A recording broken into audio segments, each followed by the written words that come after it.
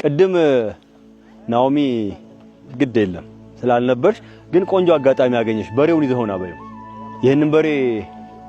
ተነዱታላችሁ እናንተ ልካው በጅ አስተውላችሁታል እዚህ ጋር በቃ እዩት ምን ያህል አሯርጦ እንደሚይዘው ኢማጂን እዩት በቃ አሁን ተረጋጋ ና ወደዚህ መልሰው ምን ላሳያችሁ ነው እዚህ ላይ እንድትሰሙት የፈለኩት ነገር እንዴት አርጎ ሩጦ ይዞት እንደመጣ አይታችኋል አይደል ልጁ እንዴት እንደያዘው ለብቻው ስናየው በጣም ያስፈራል አይደለኛ እንዴት ነው ህፃናት ልጆች የሚደፍሩት ለምንድን ነው በዚህ ደረጃ ያለምንም ፍርሃት እድሜውን ይዩት በሬውን ይዩት ለምንድን ነው አስተውላችሁ ታውቃላችሁ እኔ አሁን ይሄን አድርግ ብባል ፈራለሁ አይደል አስተውሉ አሁንም ተመልሼ ወደ ጥንተ ተፈጥሮ ልሄድ ነው አደም የሚባለው ወይ አዳም የሚባለው በጀነት ወይ በገነት ሲኖር በፍጥረታት ላይ ስልጡን ነበረ ሁሉንም ፍጥረት ያዝ ነበረ እስከመቼ ድረስ ያንን የእውቀት ፍሬ በልቶ እስከሞተበት ሰዓት ድረስ አይደለ አሁን አስተውሉ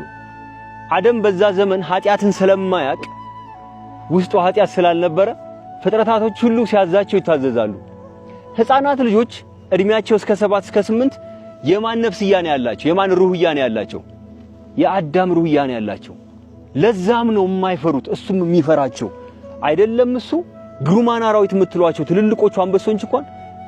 በትልልቅ ፓርኮች ውስጥ ህፃናቶቹ አይፈሯቸው ለምን ያነፍሳላቸው እኔ አንድ ነገር አስተውያለሁ ለምሳሌ በጣም ምን ፈራውና ምናከብረው ትልቁ አንበሳ ግሩማን አራዊቶች የምንላቸው ሌሎቹ ልክ እንደ ራይኖሰርስ ወይንም ደግሞ ኤሌፋንት ሲቀርቡት እሱን ሲያዩት ይደነብራሉ ይደነግጣሉ ይመለሳሉ አንበሳን ጨምሮ ሌሎች እንስሳቶች ግን የሰው ልጅ ሲያዩት ይደነግጣሉ እንዲህ ወድቀን እንኳን እኛን ሲያዩን ይፈራሉ ለዛም ነው እንስሶች እኔ አሁን እፈራለሁ አንዳንዴ ሰዎች ጋር ሲሄድ አትፈራም ጫካ ስትሄድ ምናምን ይሉኛል እውነት ለመናገር በዚህ ሰዓት የምፈራው ጫካ ውስጥ ሰውን እንጂ እንስሳን አይደለም ጉዞ እየተጓዝኩ ያልሆንኩት ሰውን ፍራቻ እንጂ አንበሳ ይበላኛል ነብር ይበላኛል ብዬ አይደለም እስኪ ዓለም ሪፖርቶችን አንብቧቸው በዚህ ዓመት ሰውን የገደለውና አንበሳ ሰውን የገደለውን ቁጥር እስኪ አስተያዩት እርስ በርሳችን የተገዳደልንበት አይበልጥም ስለምንድን ነው የምፈራው እዚሁ ላይ ያያይጃ አንድ ታሪክ ልንገራችሁ የዘመን ጎዶሎ በእኛ ዘመን ተገለጠ እኔ ድሮ ልጁኜ ስናድግ በቤት ውስጥ የሆነ ሰው ሲመጣ ሲመሽ ከቤት ወጥቶ ላይ ሲል አረባክ ጨለማ ነው አውሬ ያለ ሲባል ምንድን ነበር የሚለው በር ከፍቶ አይ ሰው አለ በቃ ሰላም እደሩ ብሎ ነበር አይደል የሚሄደው ድሮ አውሬ እንጂ ሰው አይፈራም ነበር አሁን ወጥቶ ሰው ሲያይ ሰው ይደነግጣል ሰው አውሬ ሆኖብናል ማለት ነው መጠንቀቅ ያለብን እዚህ ላይ ነው አውሬ ሲባሉም አልወድም ስማቸውም አይገልጻቸውም የራሳቸው ሆነ ገቢር አላቸው ስለዚህ ቀድም ያልነው ህፃናት ልጆች እነሱን ለመድፈር እነሱን ለመንካት አንድ የተላበሱት ጸጋ አለ አይደል እሱ ብቻ አይደለም ወደ ክፍለ ሀገር ሂዳችሁ መድኃኒት የሚቆርጡ ሰዎችን ያውኛ ምናጣጥላቸው ስርማሽ ቅጠል በጣሽ የምንላቸው ሰዎች መድኃኒት ሲቆርጡ በህፃናት እንደሚያስቆርጡ ታውቃላችሁ ህፃናት ልጅ ነው የሚላኩት ሂድና መድኃኒት ቆርጣህለትና የሚባለው ለምን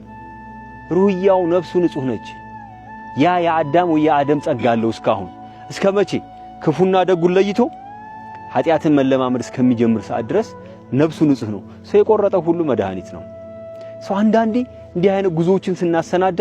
እንዲህ አይነት ነገሮችን ኖቲስ ማድረግ ብንችል እንዲህ አይነት ቦታዎች ላይ ስናርፍ መልካምና ሰላሙንም የበዛበት ብናወራ መልካም ነው ብዬ ስለተመኘሁ ነው ይህንን የዳገቷ ወሬ ያቀረብኩላችሁ አመሰግናለሁ